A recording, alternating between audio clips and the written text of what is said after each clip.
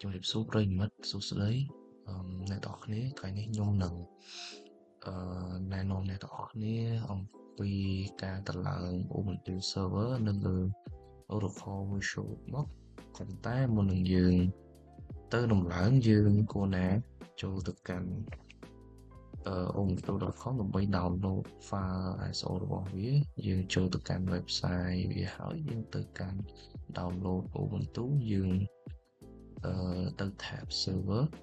យើង get Ubuntu server រួចយើងចុចការ download នៅទីនេះបើសិនជាវាអត់តន់ download ឲ្យយើងទេយើងអាចចុចប៊ូតុង download នេះបានហើយយើងក៏ save នៅក្នុង directory ណាក៏បានតាមការគោលរបស់អ្នកនរគ្នាដោយសារខ្ញុំ download វារួចជាស្រេចប៉ុណ្ណឹងយើងចូលទៅកាន់ Oracle VirtualBox យើងអាច search នៅក្នុងWindows របស់យើងបានយើងចុច open ទៅយើងចុច new ឬក៏យើងទៅ machine ហើយយើង new កន្លែងនេះក៏បានអញ្ចឹងយើងដាក់ឈ្មោះ Ubuntu របស់យើង Ubuntu ហើយនេះ folder VM folder នេះវាសំខាន់ដែរយើងចង់ដាក់វានៅ drive C ឬក៏ drive D តាមចំណងរបស់យើងខ្ញុំនឹងជ្រើសរើស other ខ្ញុំទៅកាន់ drive D file របស់ខ្ញុំកាន់ software Ubuntu យើងក៏ select ISO file ដែលយើងបាន download បាញ់មិញយើងជ្រើស other ហើយវាបើសិនជាយើង download រួចនៅក្នុង file download ណាផ្សេងយើងអាច select file ISO នេះហើយយើងក៏ open វាទៅយើងដោះសោនេះចេញយើង proceed with unattended យើងដោះគ្រីសនឹងចេញយើងនឹងដាក់ memory ខ្ញុំនេះគឺ2048បើសិនជាអ្នកទាំងអស់គ្នាចង់ដាក់វាខ្ពស់ព្រោះត្រាតែ RAM របស់យើងរៀងច្រើនដែរដូច16 GB ឬក៏32 GB បើសិនជា RAM របស់អ្នកទាំងអស់គ្នាខ្ពស់យើងដាក់ខ្ពស់បានអត់ទេតែបើសិនជាម៉ាស៊ីនរបស់អ្នកតែជា 8G អីយើងជ្រើសរើសត្រឹម 2G ក៏បានតែខ្ញុំជ្រើសរើស 4G ដោយយើងយក calculator ហើយ CPU យើងយក 2 core យើងមិនបាច់គ្រីស EFI ទេយើង specific disk យើងដាក់ប្រមាណក៏បានដែរតែខ្ញុំជ្រើសរើស100ទៅយើងក៏ finish រួចយើងចុច start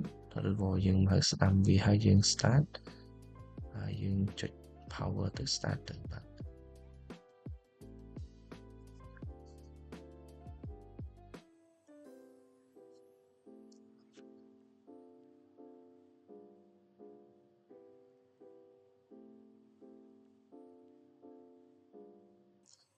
វាត្រូវការ take time ក្នុងការបូតបន្តិច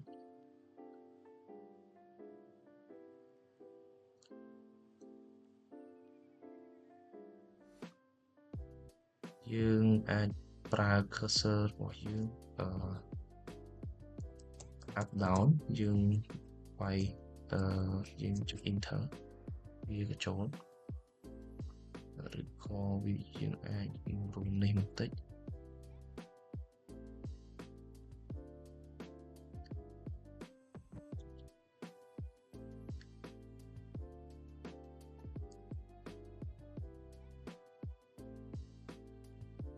អូខេ step បន្ទាប់គឺយើងប្រើ up down arrow key របស់យើងតែយើងជ្រើសរើស English យើង enter យើងមិនបាច់ស្រេទេខ្ញុំជ្រើសរើស English ខ្ញុំក៏ចុច done enter យើងមិនបាច់ជ្រើសរើសអីដូចគ្នាយើងចុច done ចុច done ដូចគ្នា proxy address នេះក៏មិនបាច់យើងចុច done យើងចុច done ដូចគ្នាយើង continue entire disk យើងវាអត់មាន drive C drive D ដូចយើងទេគឺវាជ្រើសរើសខ្លួនឯងវា done យើងចុច done ដូចគ្នាយើង continue done សម្រាប់ឈ្មោះយើងជ្រើសរើសឈ្មោះរបស់យើងខ្ញុំឈ្មោះទីរិសា server name យើងដាក់ Ubuntu server ទៅ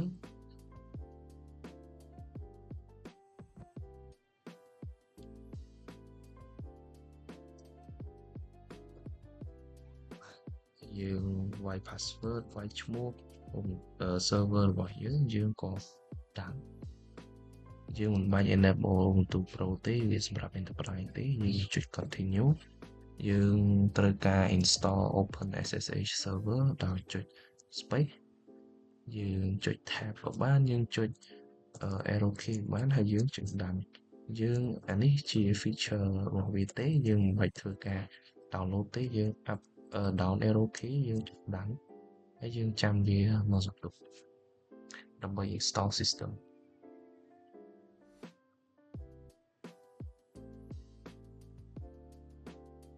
អូខេបន្ទាប់ពីធ្វើការ install រួចរាល់ complete យើងនឹងធ្វើការ reboot ដោយ up down arrow key យើង enter reboot ពេលដែលវា load ទាំង file error យើងគ្រាន់តែចុច enter វានឹងចូលទៅកាន់ Ubuntu server របស់យើងតែយើងចាំវាទុកសិន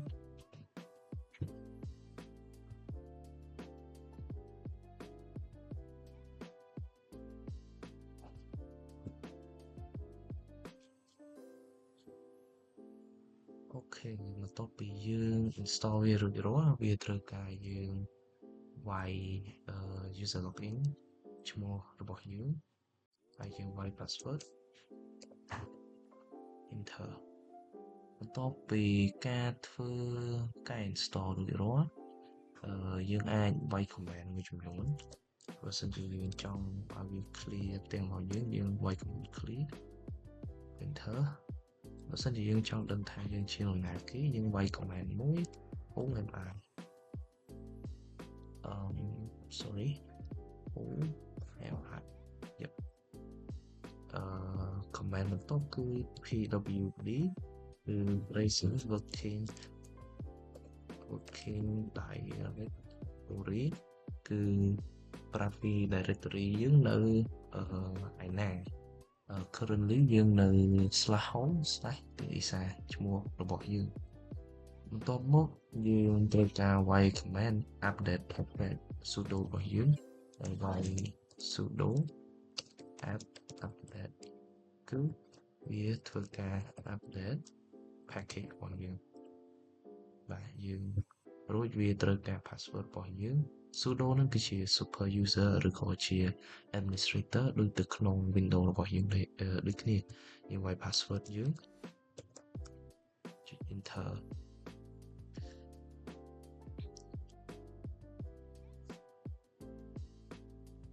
បន្ទាប់មកយើងធ្វើការ upgrade package របស់យើងដោយវាយ command sudo apt upgrade និង update ធ្វើការខុសគ្នា command នេះគឺសម្រាប់ upgrade package របស់យើង to the latest version ចឹងយើងធ្វើការ upgrade យើងវាយសម្រាប់ yes enter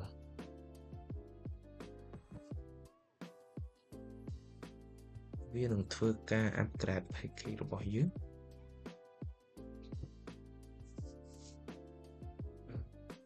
បែរជាមួយសន្ទុះទៀត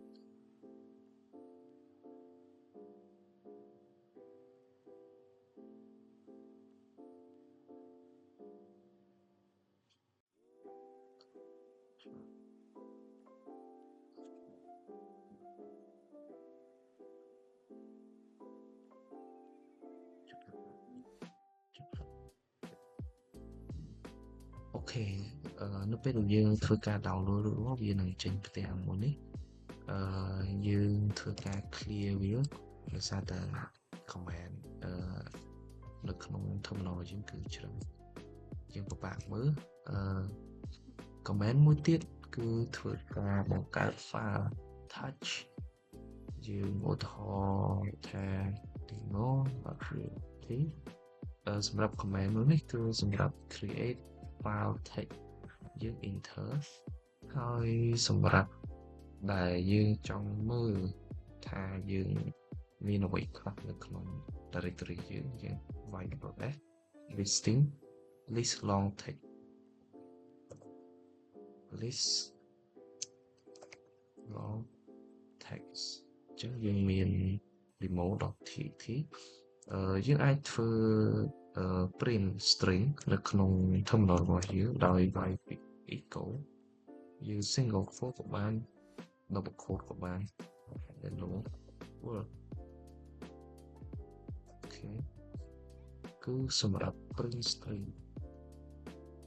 អូខេយើងអាច print string ចឹងបានសម្រាប់ list long ឬក៏ list long text ដែលមាន detail យើងអាចវាយ dash l យើងអាចដឹងពី current របស់វាមិនប៉ុន្តែបើសិនជាយើងចង់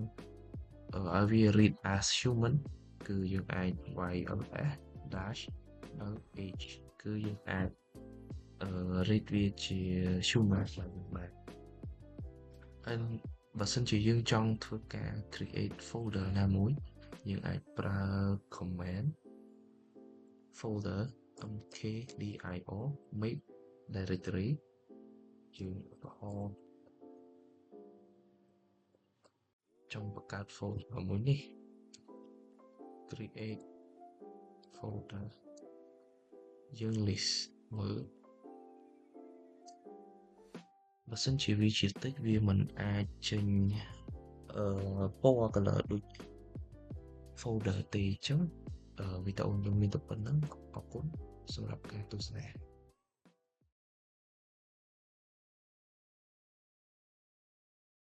ជំរាបសួរគ្នាយើងថ្ងៃនេះខ្ញុំមានវីដេអូមួយទៀតបង្ហាញអំពី Linux Basic Command និងយើងនឹងសិក្សាអំពីតើ Linux ដែលយើងប្រើនៅក្នុង Ubuntu server គឺយើងប្រើរបៀបណាតោះយើងទស្សនាវីដេអូទាំងអស់គ្នាឥឡូវនេះយើងចូលមកកាន់ Ubuntu server របស់យើងជាដំបូងយើងត្រូវការ login user យើង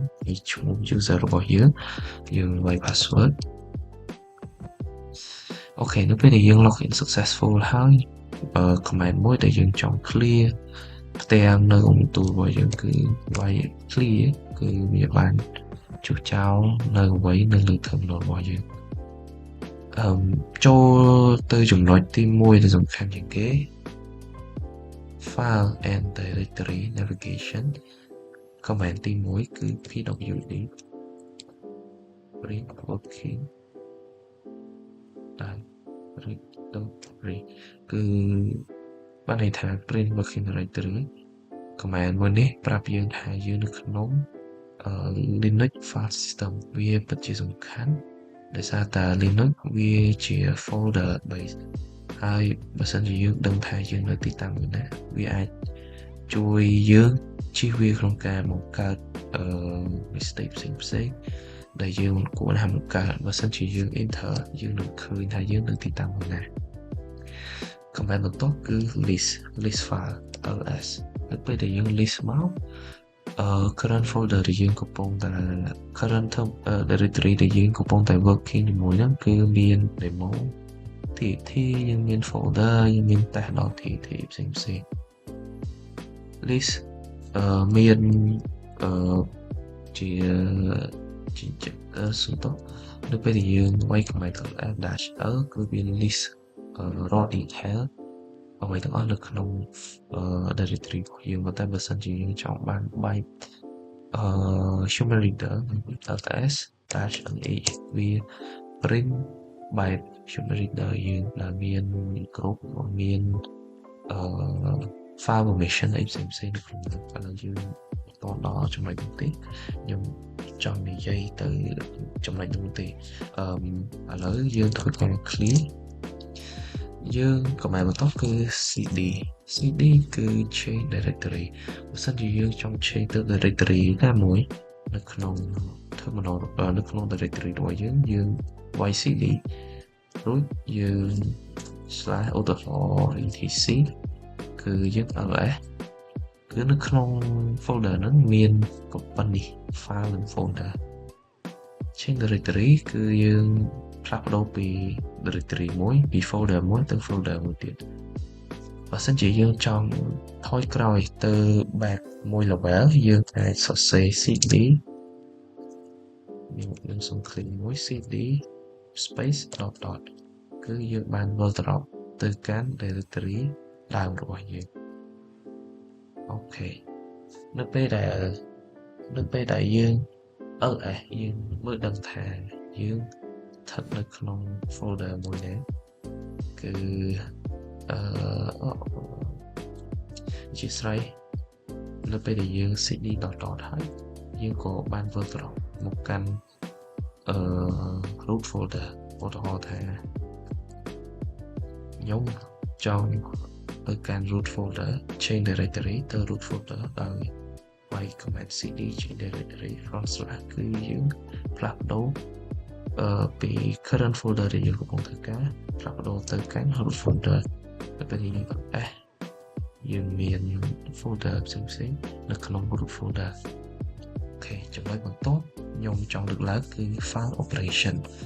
command ដំបូងដែលយើងចង់បង្កើតគឺ create empty file យើងចង់បង្កើត empty file មួយដោយវាយ command touch demo 1.txt ដែលយើងចង់បង្កើត file ណាមួយយើង ls យើងក៏បាន demo 1.txt ដោយសារតែខ្ញុំបានបង្កើត file ផ្សេងៗក៏នៅក្នុងនោះទៅបើសិនជាអ្នកទាំងអស់គ្នាបានតេស្តលេងក៏អ្នកទាំងអស់គ្នាស្គាល់ command មួយនេះដែរcommand បន្ទាប់ដែលយើងត្រូវចាប់អារម្មណ៍គឺយើង write text into file command នេះគឺបែបនេះយើងវាយ echo hello world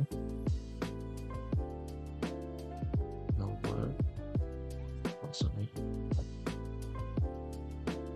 no ឧទាហរណ៍ខ្ញុំជិតសរសេរទេតែពេលចង់សរសេរមួយក៏បានដែរដែលយើងចុច space យើងសញ្ញា prompt មួយជាចង់ insert វាចូលទៅក្នុង file ណាមួយឧទាហរណ៍ថាខ្ញុំចង់ insert ចូល demo 1.txt នៅពេលដែលខ្ញុំ enter រួចរាល់គឺ echo print text នេះគឺadd សញ្ញា arrow នេះបាន send text ចូលទៅក្នុង file មួយហ្នឹងហើយបើសិនជា file នឹងវាមាន content វានឹង replace content មួយហ្នឹងបើសិនជាវាអត់មានទេ Linux ក៏ create file មួយហ្នឹងឲ្យយើងដូចគ្នាcommand បន្ទាប់គឺ command view file content ដោយយើងសរសេរ command cat យើងចង់មើលថា demo 1.txt មានអ្វីគឺយើងអាចសរសេរ cat demo 1 cat display content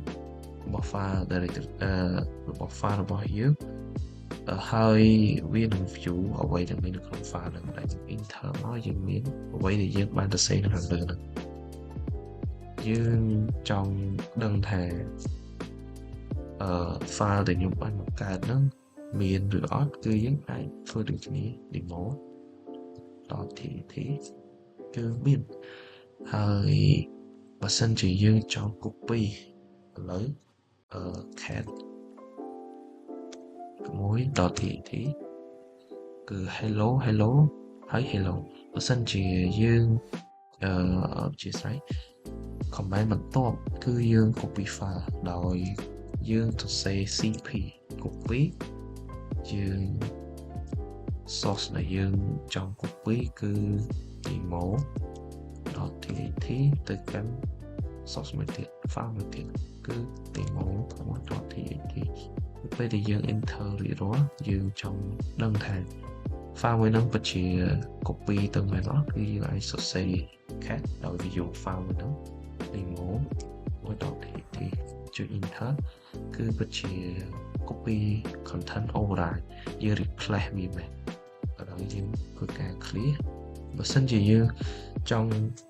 delete file យើង ls មើល file របស់យើងបើសិនជាយើងចង់ delete file demo 1.txt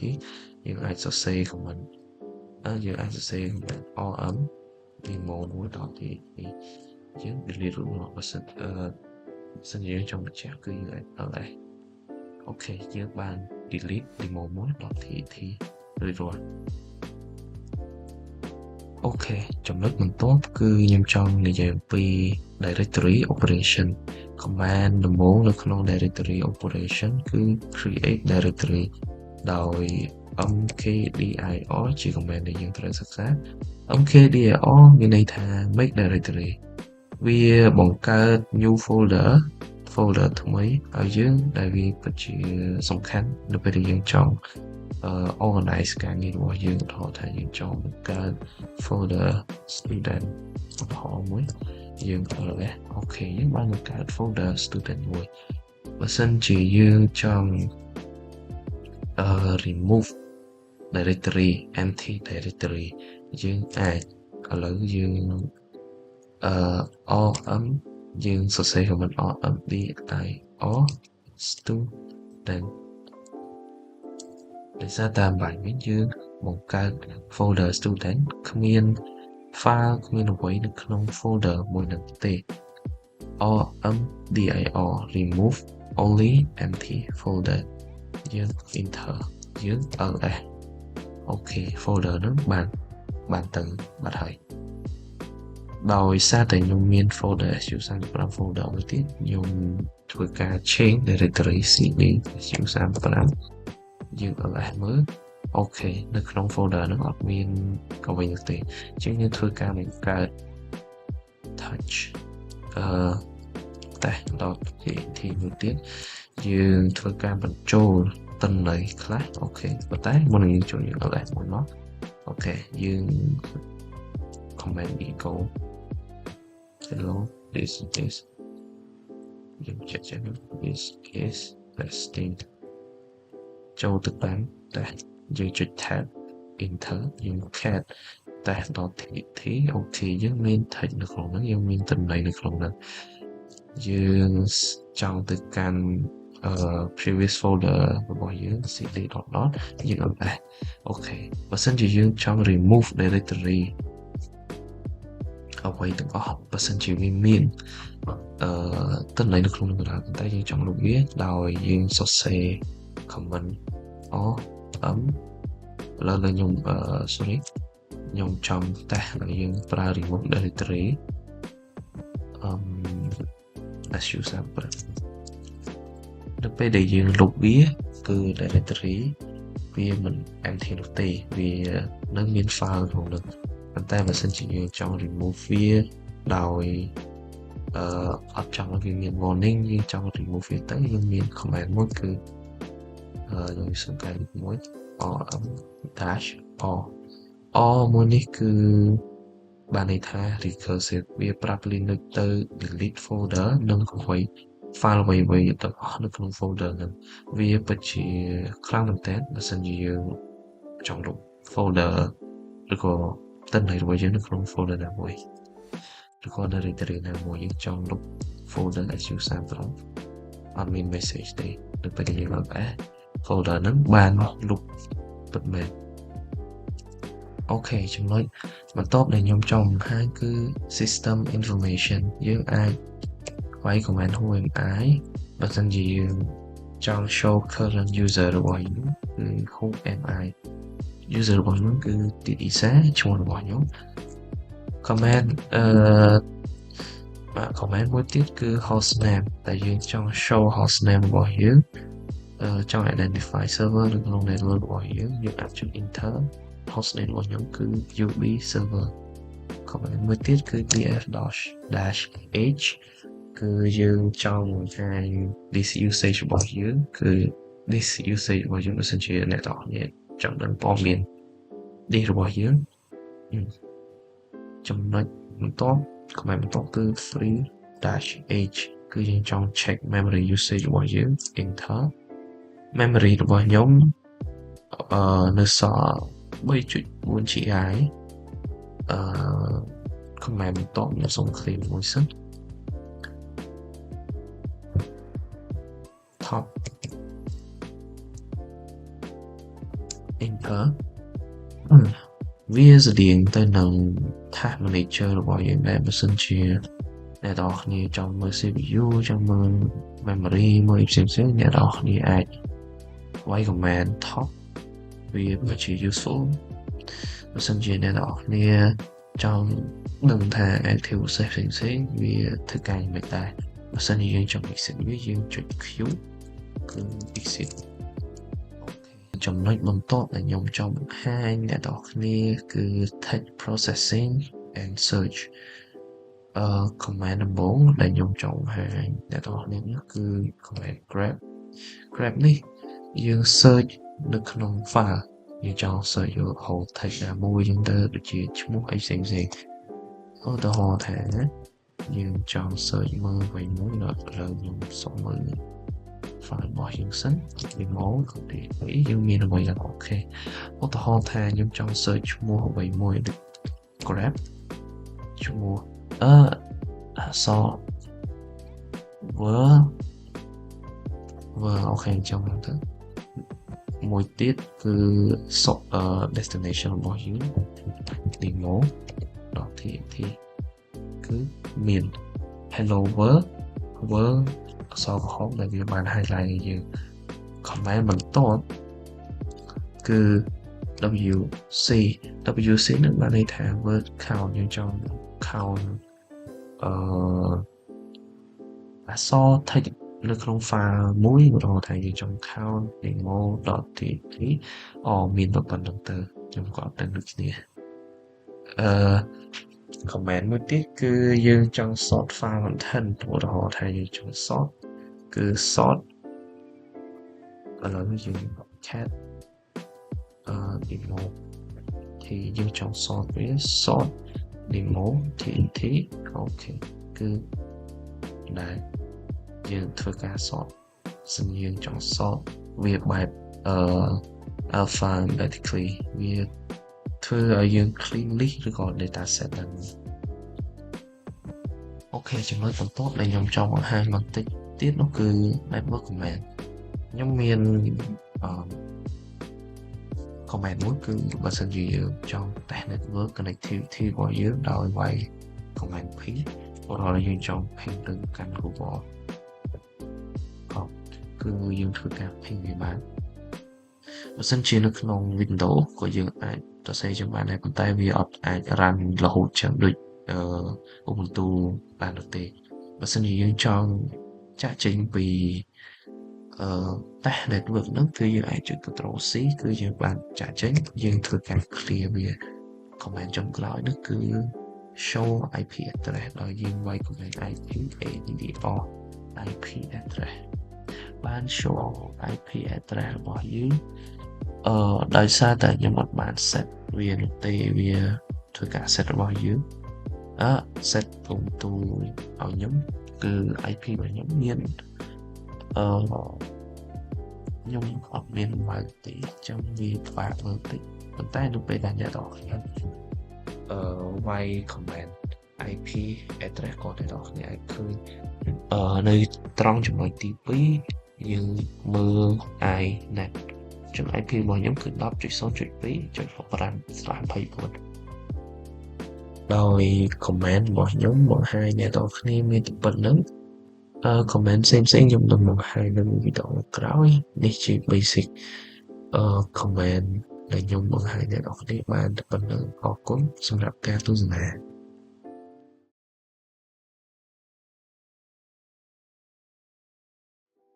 ជំរាបសួរអ្នកនរគ្នា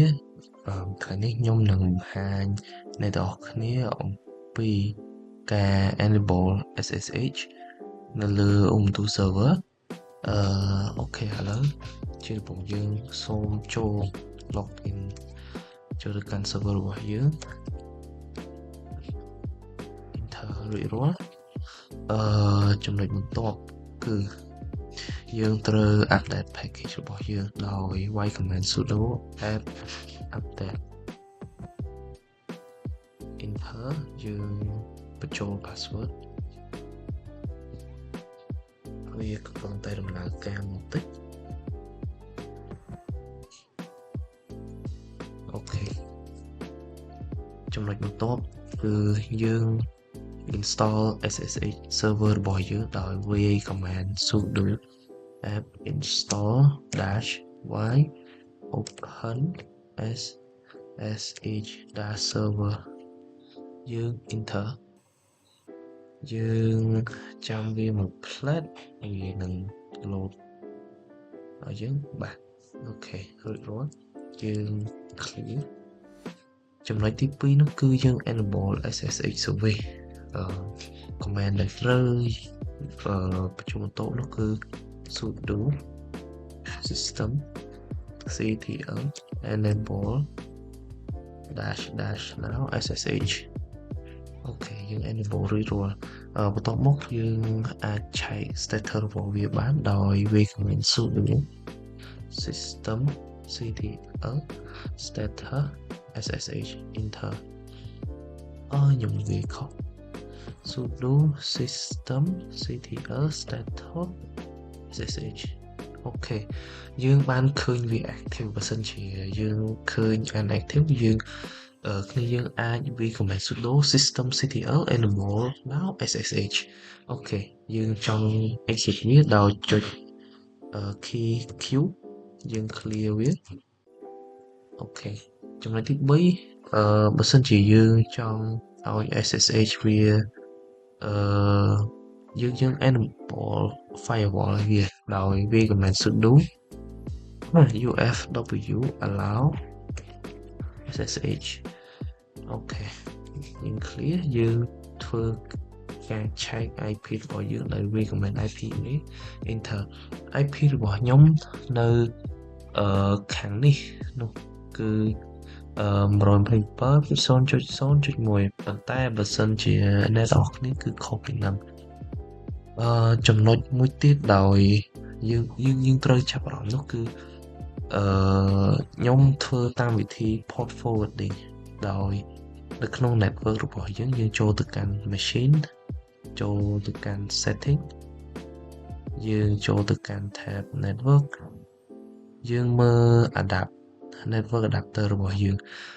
ចំពោះខ្ញុំប្រើ NAT attach to NAT យើងមានវិធីច្រើនក្នុងការ SSH ទៅកាន់ server របស់យើងវាមានតាមវិធី bridge យើងមានតាមវិធី host only សម្រាប់ខ្ញុំនឹងបង្ហាញអ្នកនរគ្នាអំពី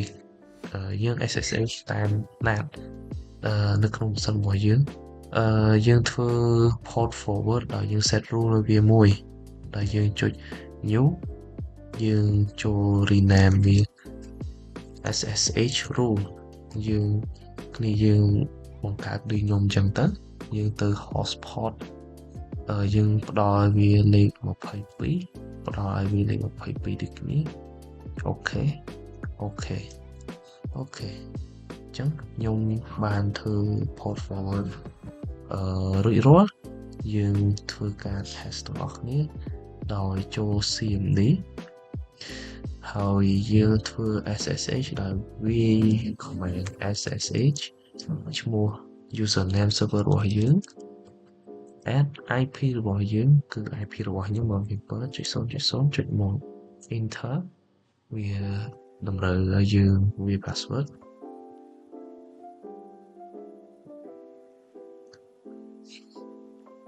ខ្ញុំវាយខុសអូខេខ្ញុំបានចូលទៅកាន់ server របស់ខ្ញុំហើយដើម្បី confirm វាគឺយើងអាច list មើលអូខេយើង touch testing2.php អូខេយើង double check នៅលើ server របស់យើងគឺវាពិតជាបានបង្កើតហើយយើងក៏ remote ចូលដូចគ្នាដែរអូខេអ្នកនរគ្នាវីដេអូខ្ញុំមានតែប៉ុណ្្នឹងនេះគឺជាវិធីដែលយើងenable SSH របស់យើងអរគុណសម្រាប់ការទស្សនា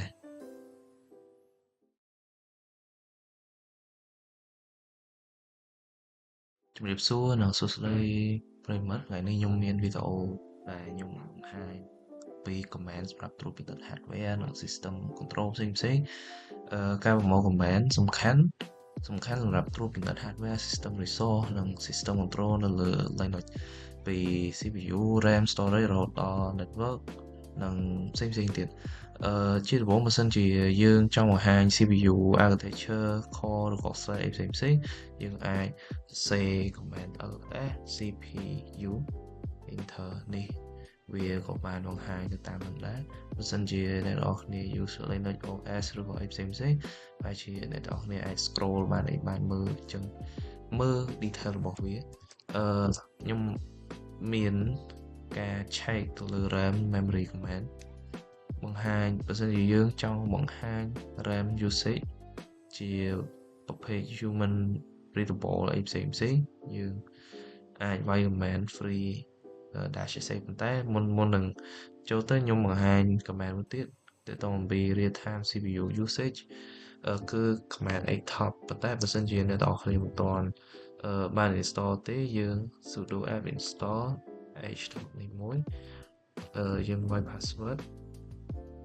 វាចាប់ផ្ដើម install យើង yes យើងចាំវាមួយផ្លែតបន្ទាប់ពី install រួច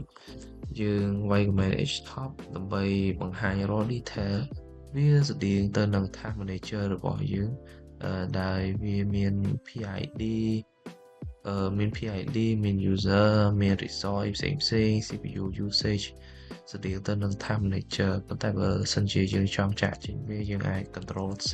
ដើម្បីចាក់ចេញយើង clear អូខេដើម្បីឆែកមើល RAM usage យើងអាចវាយ command free -s -x ក៏ ខ្ញុំ use បានបែរជា421ខ្ញុំនៅសល់ 3.2G មាន command ផ្សេងទៀតដែលអ្នកនរគ្នាអាចតេស្តបានដូចជា storage បើសិនជា display របស់យើងចង់ check display យើងអាចវាយ command df-x វាក៏បានបង្ហាញតាម directory របស់វាដែរសម្រាប់network command បើសិនជាយើងចង់ check network របស់យើងអាចវាយ command IPA ដើម្បី check មើល address សម្រាប់ address របស់ខ្ញុំវានៅខាងនេះគឺ 192.168.1.106 ជា local របស់យើងអូខេបើសិនជាយើងចង់ដឹងពី system information command ផ្សេងយើងអាចវាយ sudo lsaw enter អូខេវាចេញមកឲ្យយើងតាមនឹងដែរហើយខ្ញុំចង់ឆែកមើល block device partition ជា 3 អូខេនៅក្នុង storage command យើងវាយ command lsblk enter វាចេញជា 3 បានដល់ប៉ុណ្ណឹងសម្រាប់ខ្ញុំបើសិនជាអ្នកនរគ្នាមាន directory ច្រើនក៏វាចេញច្រើនជាងនឹងដែរ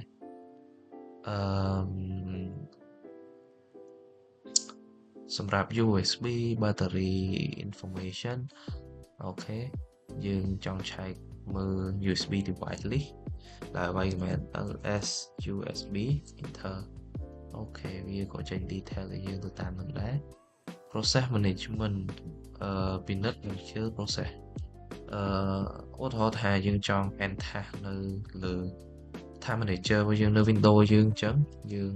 អូខេដើម្បីយើង list មើលយើងអាច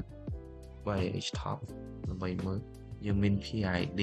45ប៉ុណ្នេះអីផ្សេងទៅអូខេ PID នេះបែរជា system របស់វាប៉ុន្តែយើង list ps-x យើងមើល PID running process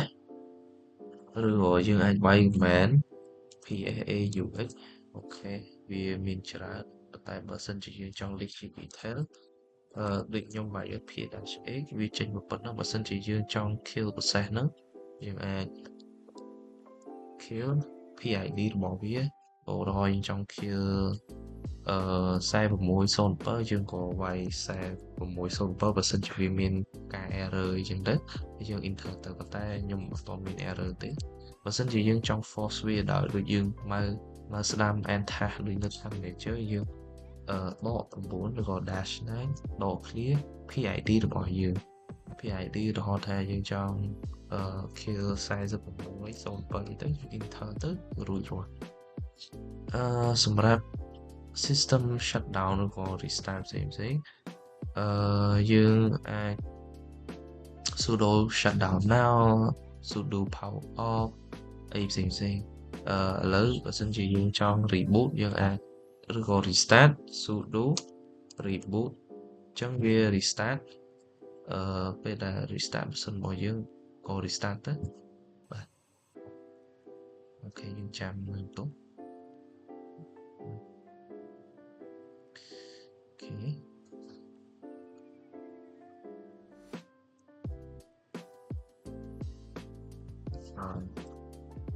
ចាំតិច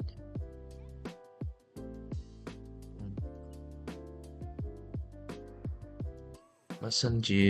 យើងចង់ power off វាឧទាហរណ៍ថាយើង login វាសិនដោយ password អូខេ clear យើងចង់ shut down វាភ្លាមយើងអាចបាយ command sudo shut down now enter យើងបាយ password អូខេរួចរាល់អូខេបន្ទាប់ពីយើងបានវាយ command system control ហើយខ្ញុំសូមចូលមកចំណុចមួយទៀតគឺការស្វែងរកជំនួយសម្រាប់ command នៅក្នុង Linux វាមានវិធីសាស្ត្រសំខាន់ច្រើនណាស់ដើម្បីទទួលបានជំនួយនិង documentation សម្រាប់ command នៅក្នុង Linux ការយល់ដឹងពីវិធីសាស្ត្រនេះវាជួយយើងក្នុងការប្រើប្រាស់ Linux កាន់តែមានប្រសិទ្ធភាពឥឡូវយើងងាកមកមើល command man page ប្រភពជំនួយសំខាន់បំផុតរបស់ Linux man page ឬក៏យើងអាចហៅថា menu page គឺជា documentation លម្អិតសម្រាប់ command ស្ទើរតែទាំងអស់នៅក្នុង Linux command man manual បង្ហាញទំព័រ manual ដែលផ្ដល់នូវព័ត៌មានគ្រប់ជ្រុងជ្រោយអំពីការប្រើប្រាស់ option និង example ទាំងអស់ឧទាហរណ៍ថាយើងវាយ command man យើងចង់មើល menu របស់ LS ហើយវាក៏បានលេខយើងដែលយើងចុច enter យើងចុះបន្ទាត់អូខេយើងមើលទៅ dash b escape វាយ៉ាងម៉េចគឺវាប្រាប់ menu របស់យើងបើសិនជាយើងចង់ quick យើងចុច q អក្សរទួយបើសិនជាយើងចង់ឆែកមើល command ផ្សេងទៀតដូចជា man dash cp គឺយើងឃើញហើយ copy file ឬក៏ directory និង directory វាក៏បានប្រាប់ description អីផ្សេងនៅក្នុងនោះដូចគ្នាអូខេយើងចុច quit សម្រាប់ខ្ញុំបានប្រាប់អំពី menu បែបម៉េចឥឡូវថតថាខ្ញុំទៅកាន់ command ម្ដងទៀតបើយើងទៅមុខយើងចុច space ឬ down ឬក៏យើងចុច enter ទៅក្រោមពេលយើងថយក្រោយយើងចុច up ឬក៏អក្សរ b ទៅវាទៅលើបើសិនជាយើងចុចអក្សរ b គឺវាឡើងលើទាំងអស់បើសិនជាយើងស្វែងរកយើងចុច slash ហើយយើងស្វែងរក dash b អញ្ចឹងទៅវាក៏រកឲ្យយើងអញ្ចឹងទៅបើយើងចង់ចាក់ចេញយើងចុចអក្សរ q អូខេman page section ការរៀបចំ category អូខេគឺវាបង្ហាញយើងទៅតាមហ្នឹងអូខេឥឡូវនេះខ្ញុំនឹងបង្ហាញ info page អ្វីទៅជា info page នេះគឺជា command info ផ្ដល់នៅ documentation ក្នុងទម្រង់ hypertext ឬក៏ hyperlink តែមុននឹងខ្ញុំបង្ហាញ info ខ្ញុំចង់បង្ហាញcommand មួយគឺ ls dash l គឺវា list បែបជា compute បើសិនជា list បែប human read text គឺយើងវាយ ls dash lx គឺវាបញ្ជាក់យើងបែបជា an human reader ហ្នឹងហើយអូខេខ្ញុំធ្វើការ clear ខ្ញុំនឹងអនុវត្ត command info នៅពេលដែលយើងវាយ command info ls គឺវាបានបង្ហាញយើងនៅinformation មួយចំនួនអូខេដើម្បី quit យើង control c អូខេបើសិនជាយើងចង់ navigate ដែលយើងចូល info ម្ដងទៀតយើងចុច space ដើម្បីទៅទំព័របន្ទាប់យើង backspace ដើម្បី delete ឬក៏ delete អីផ្សេងទៅសម្រាប់ចាក់ចេញគឺយើងចុច Q ឬក៏យើងចុច Control C អូខេយើង clear សម្រាប់ យើងចង់ស្វែងរកអូខេខ្ញុំស្វែងរក D1 ls dash lx យើង concatenate grep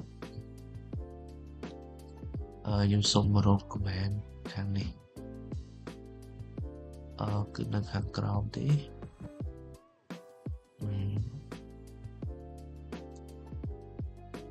អូខេបើយើងចង់ស្វែងរក grep test គឺយើងមាន test នៅក្នុង directory ដែលវាបានបង្ហាញរកនៅអ្វីដែល match ជាមួយនឹង test អូខេយើង list នៅអ្វីដែលមានក្បាលឬក៏រាល់ file ឬក៏ directory ណាដែលមានអក្សរ test នៅក្នុងហ្នឹងគឺខ្ញុំមានប៉ុណ្ណេះបើសិនជា slash dash lx គឺខ្ញុំពិតជាមាន3ពិតមែនអូខេលក្ខណៈ detail level គឺខ្ពស់ជាងគេគឺមែនខ្ពស់ជាងគេឬក៏ខ្ពស់ណាស់គឺ info ឥឡូវខ្ញុំបង្ហាញ dash flag ភាសាទៀតម្ដងទៀតខ្ញុំអត់បានបង្ហាញដោយយើងវាយ command ls dash help គឺសម្រាប់ជំនួយសម្រាប់ ls command គឺវាមាន info នៅក្នុងហ្នឹងបើសិនជាយើងចង់មើល graph ក៏មាននៅក្នុងដូចគ្នាដែរបើសិនជាគ្នាយើងប្រើOS Linux យើងអាច scroll ទៅលើបានដោយសារតែខ្ញុំពិបាក scroll គឺប្រើ CLI នៅ Ubuntu server អូខេ pretty របស់វា navigation page basically សម្រាប់ info page គឺ hypertext dash help flag ហ្នឹងគឺ direct output បាទអូខេ workflow របស់វាគឺ ls dash help គឺពិនិត្យរហ័សការលម្អិត main ls សម្រាប់ manual ឬក៏នេះអូខេសម្រាប់ tool ផ្សេងយើងអាចមើល info ls main dash k list ស្វែងរក command ដែលតើតួអូខេបើសិនជាយើងចង់ស្វែងរក main page គឺ apropos ដែលយើងapropos ឲ្យយើងវាយ keyword ដូចជា apropos ls គឺវាក៏ស្វែងរក main page តាម keyword របស់វាwhat is ls គឺsorry ខ្ញុំកាត់អត់ត្រូវដល់ clear what is ls គឺវាប្រាប់វាជា list directory intent what is cp ក៏ជា copy file និង directory ប្រាប់យើងតាមនោះ which ls គឺបង្ហាញ path នៃ command which cp គឺនៅក្នុង user bit នៅ cp copy អូខេបើសិនជាយើងចង់មើល type របស់វាដែលយើងវាយ command type cp type cp គឺ directory user bin ហើយ cp បើសិនជាយើងចង់ចែកមើល ls type ls គឺ ls is alias to ls color auto ចឹងទៅអូខេសម្រាប់សង្ខេបគឺចាប់ផ្ដើមជាមួយនឹង dash help ប្រើសម្រាប់ការរំលឹក syntax រហ័សពិនិត្យ option មូលដ្ឋានដូចបន្តថា ls dash help គឺប្រាប់យើងទៅតាមហ្នឹងទៅឬក៏យើងចង់មើលcp dash help យើងចង់ copy ផ្សេងហ្នឹងទៅក៏បង្ហាញឲ្យយើងដូចគ្នាអូខេខ្ញុំដូចជាមានតែប៉ុណ្្នឹងទេអរគុណអ្នកនរគ្នាសម្រាប់ការទស្សនា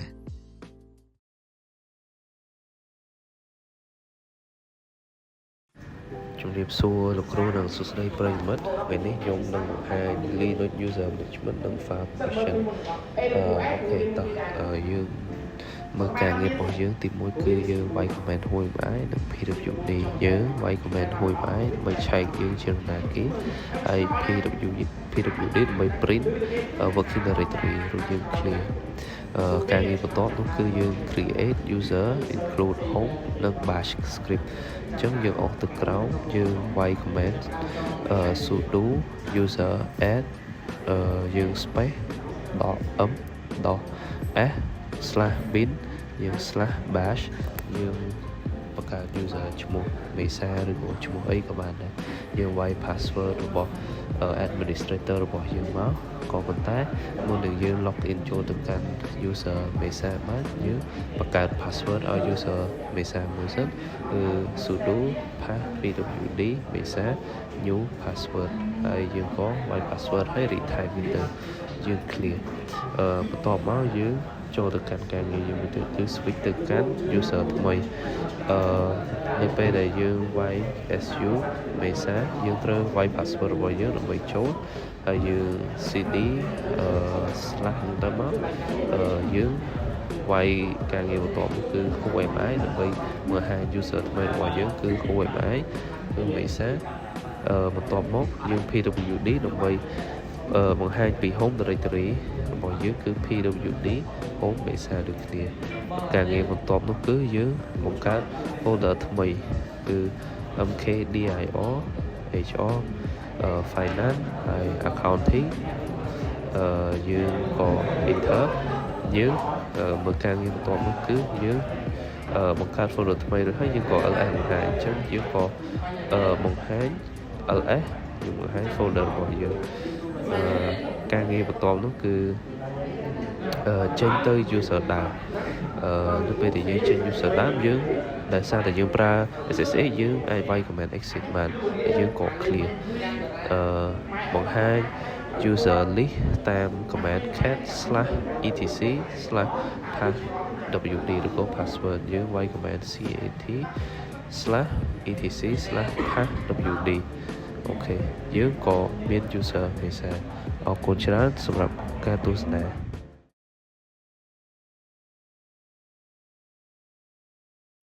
ជំរាបសួរលោកគ្រូនិងសួស្តីប្រិយមិត្តទាំងអស់គ្នាថ្ងៃនេះខ្ញុំមានការងារមួយទៀតនោះគឺការងារគ្រប់គ្រងគ្រប់នឹង file permission នៅក្នុង Linux ហើយនៅក្នុងមេរៀននេះគឺការគ្រប់គ្រង Linux user និង system administrator ដែលចង់ស្មារតីជំនាញគ្រប់ខាងគ្រប់ management user permission file security នៅក្នុង Linux environment ហើយការបង្កើតនិងការគ្រប់គ្រងគ្រប់គឺមានដូចតទៅ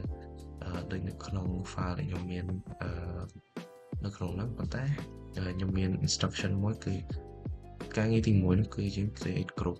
developer UI UI ជាមួយនឹង DevOps ដោយការបង្កើត group នោះគឺ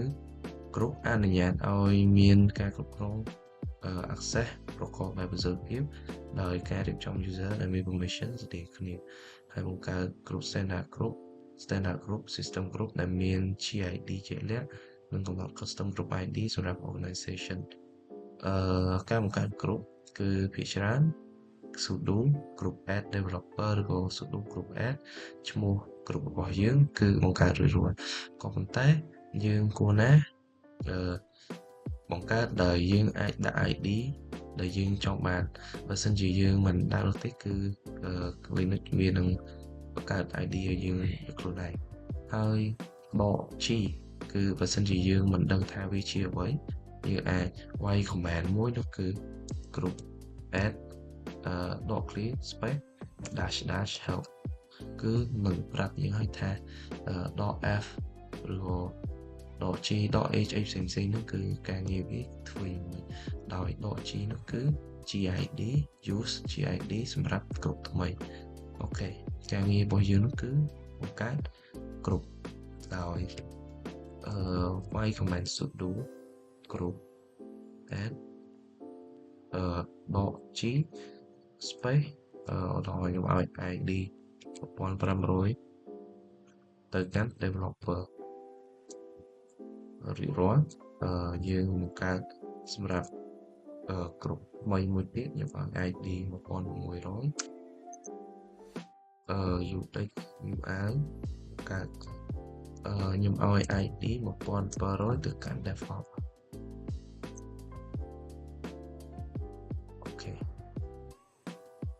ការងារបន្ទាប់នោះគឺ delete developer group ហើយនឹងបញ្ជាក់បង្ហាញវាអូខេក៏ប៉ុន្តែមុននឹងយើងបញ្ជាក់យើងត្រូវបញ្ជាក់ថាយើងបានបង្កើតវារាល់អត់គឺការមើល group information តាមដាន group membership និងទីតត configuration ដោយប្រើ command ផ្សេងៗដើម្បីបង្ហាញ group ទាំងអស់ specific group detail ជាមួយនឹង user group relationship ហើយ command ដែលយើងវាយដំបូងគឺ cat space etc group យើងបានបង្កើត group ដោយជោគជ័យអូខេយើងធ្វើការ clear ដោយឥឡូវយើង delete group developer នេះមួយតាម instruction របស់យើងហើយយើងវាយ command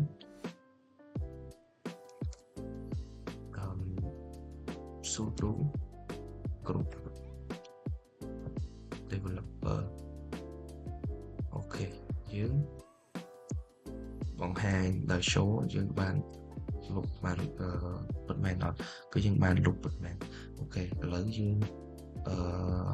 តាម instruction មួយទៀតគឺ create វាម្ដងទៀតហើយ list វាអូខេដល់យើងវាយ command sudo group add.g មកផងបានប្រយយើងឲ្យ id ដដែល developer enter យើងធ្វើការ clear អូខេការគ្រប់គ្រងសមាជិកក្រុមបន្ថែមអ្នកប្រើប្រាស់ទៅក្នុងក្រុមអូខេប្រើ user mod.ag ដើម្បីបន្ថែមអ្នកប្រើប្រាស់ដោយមិនប៉ះពាល់ដល់សមាជិកភាពក្រុមដែលមានស្រាប់អូខេឥឡូវយើង list មើលគ្រប់ឬក៏ឈ្មោះ user ឧទាហរណ៍ថាខ្ញុំមាន user មេសាម្នាក់ខ្ញុំចង់add user ហ្នឹងទៅក្រុម developer អូខេខ្ញុំវាយ command sudo user mod -a a ទូចនេះគឺសម្រាប់ append ដោយadd ទៅក្រុមផ្សេងដោយមិន remove existing group ខ្លួនឯងបានន័យថាgroup ទី1ដែលយើងpreviously ដែលយើងមានឧទាហរណ៍ថាយើងនៅ group design ហើយយើង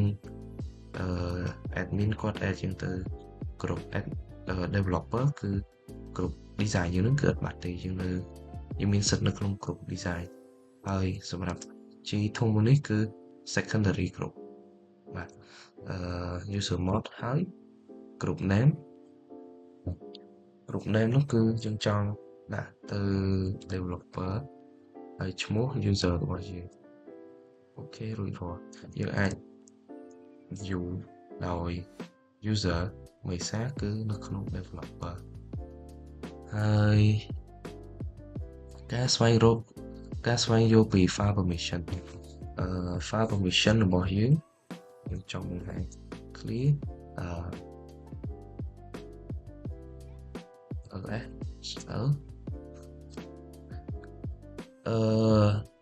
read write ជាមួយនឹង execute នៅពេលដែលយើងមើលទៅក្នុង file Linux របស់យើងគឺ d directory wx ខាងនេះគឺគេហៅ owner ឬក៏ជាម្ចាស់ដោយ មានតម្លៃ4 w មានតម្លៃ2និង execute មានតម្លៃ1អញ្ចឹងបូកវាទៅគឺ7 rwx 7ដូចគ្នា r.x គឺ r 4 ដកគឺទៅទេ x នឹង1អញ្ចឹង5 7 5អញ្ចឹងតម្លៃរបស់វាការអាននិមិត្តសញ្ញាសិទ្ធិអនុញ្ញាតនោះគឺប្រភេទឯកសាររបស់វាដូច d directoryជា link យើងអត់មានទេហើយដកហ្នឹងគឺមាននៅក្នុងហ្នឹងអូយើងមើលការងារបន្តរបស់យើងនោះគឺយើង create file developer process TT UX UI និង develop អូខេយើង create យើងធ្វើការ create ដោយ create file យើង create file touch developer process យើងអាចបង្កើត វាជាច្រើនដោយ space យើង UX UI ដល់ទី ដល់ clear DevOps process ដល់ទី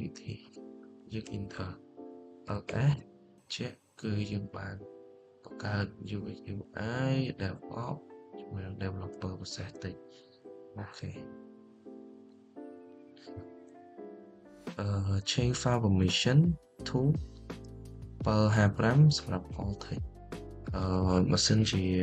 យើងចង់ធ្វើការផ្លាស់ប្ដូរ permission គឺយើងប្រើ chmod ដោយ instruction របស់យើងនោះគឺចង់ change for all text គឺយើងអាចវាយ command chmod sudo chmod យើងចង់បាន permission 755បើសិនជាយើងចង់ apply ទៅ TXT ទាំងអស់យើងអាចដាក់កាយ .txt អូខេអញ្ចឹងយើង ls -l យើងមើលទៅគឺរាល់ .txt file ទាំងអស់គឺ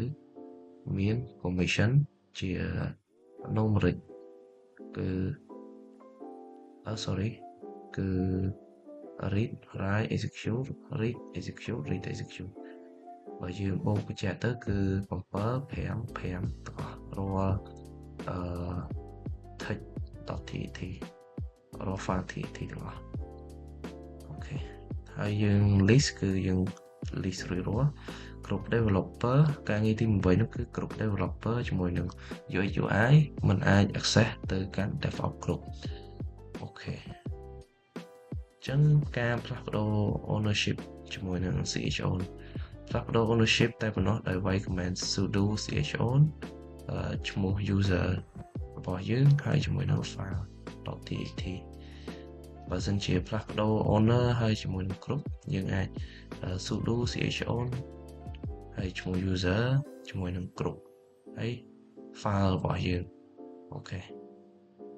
អញ្ចឹងការងាររបស់យើងបន្តនោះគឺ group developer ជាមួយនឹង UX UI មិនអាច access ចូលទៅកាន់ DevOps group អញ្ចឹងឧទាហរណ៍ថា DevOps ហ្នឹងគឺគាត់មាន file DevOps process អញ្ចឹងខ្ញុំប្រហែលជា set text file មួយនេះមិនឲ្យក្រុមផ្សេងគាត់អាច access ចូលបានឧទាហរណ៍ថា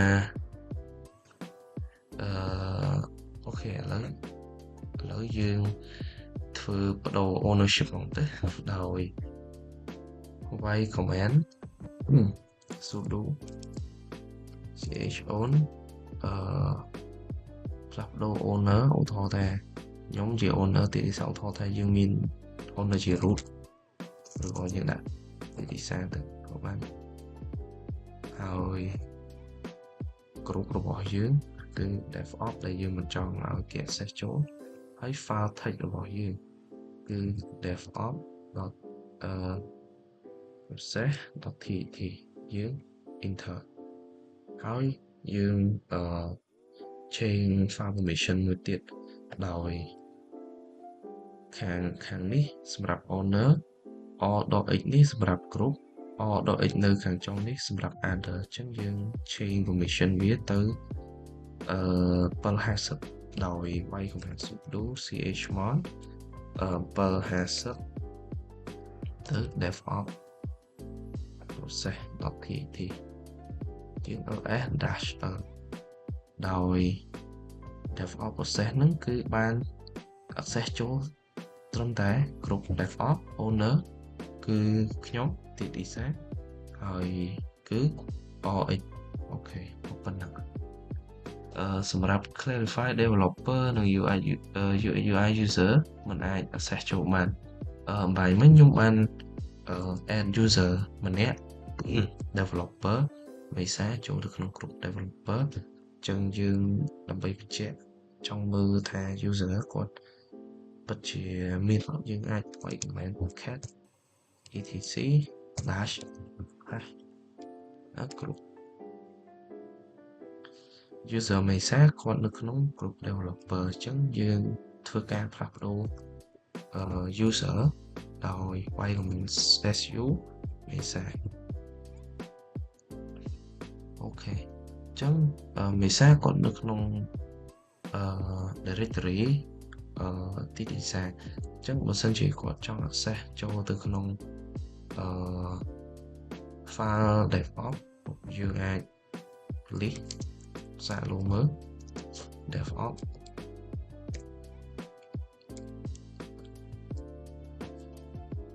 cannot access DevOps permission ណាអញ្ចឹង user មេសានៅក្នុង developer ឬក៏ user ផ្សេងទៀតនៅក្នុង UX UI គឺគាត់មិនអាច access ចូលទៅកាន់develop group បានទេការងារខ្ញុំមានតែប៉ុណ្ណឹងហើយកលការណែនាំអំពីការអនុវត្តល្អបំផុតនិងសុវត្ថិភាពមានចំណុចសំខាន់គឺកុំប្រើ7 permission លុះត្រាតែចាំបាច់បំផុតប្រើ sudo ជំនួស root login បិទ root SSH login អនុវត្ត password ហើយជាមួយនឹងពិនិត្យមើល user account ផ្សេងៗអញ្ចឹងអរគុណសម្រាប់ការទស្សនាការងារនេះទៅប៉ុណ្ណឹងអរគុណ